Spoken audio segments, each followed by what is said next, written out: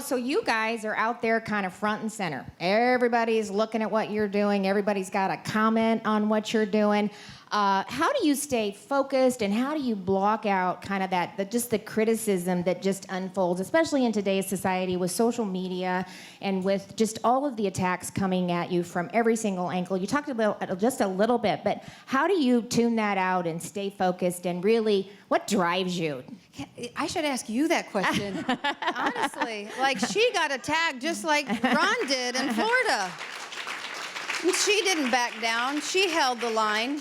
Meltdowns with the media is what I saw sometimes. It's like, oh, for heaven's sakes. But talk to us a little bit about that. But, as I've traveled Iowa, I'm seeing a lot of similarities really quickly about Florida and Iowa. The people have your back, despite what the corporate media says, despite what the left is saying, despite what some Republicans who might not like what you're doing are saying.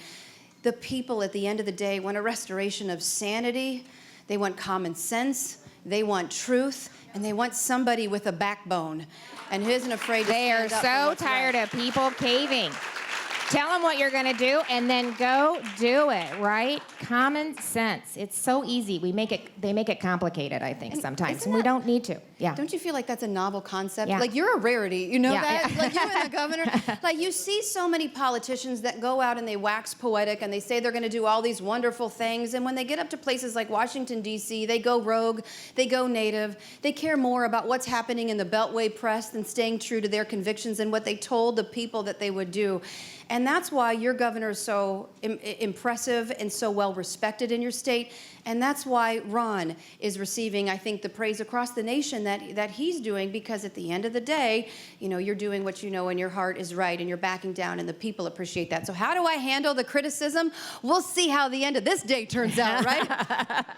Not every day you get to sit down with the governor of Iowa. So I have a dear friend in Florida who's like, and I don't want to get her age wrong because she'll probably get mad at me, but she's 82 years old.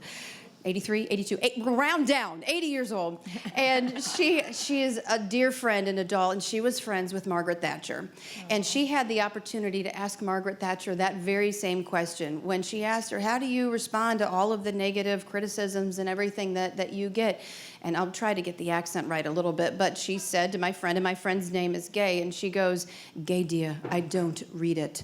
And you know what? When she told me that, I'm like, yep, you know what? I don't read it. Sure, does a lot of people say, I saw a not so great article about you and X, Y, and Z, and it's not true, and whatever, you pass it along, but I'm not going to read any of that stuff, because at the end of the day, you just stand up for truth and decency and integrity and character and morals, and I don't care. And Governor, I will say this.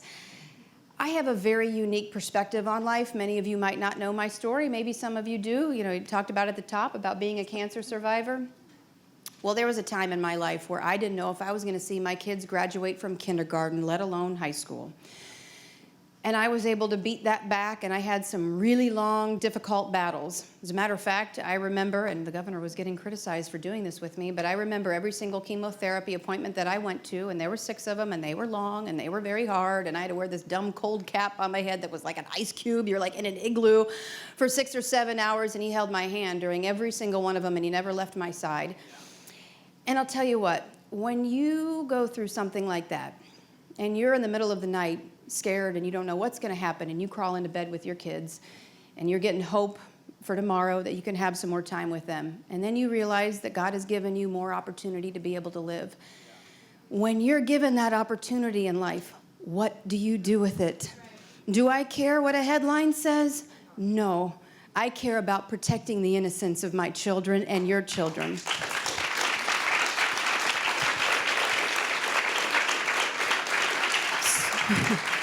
Never.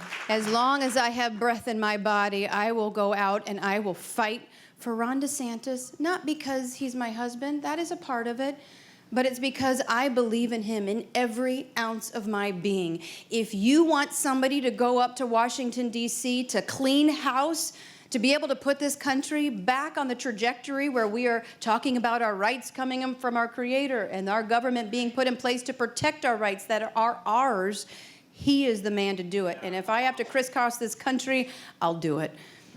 Well, Ann talked about it a little bit. Amen. And Second chances, right? And then thanks for all the prayers, because that makes a big difference Thank too. you. I say that all the Thank time you. too. I mean, I feel it, I felt it. I can't tell you how much we both appreciate the prayers, not only over us and our spouses, but our children and our family. I appreciate that a lot. Ann talked about a little bit.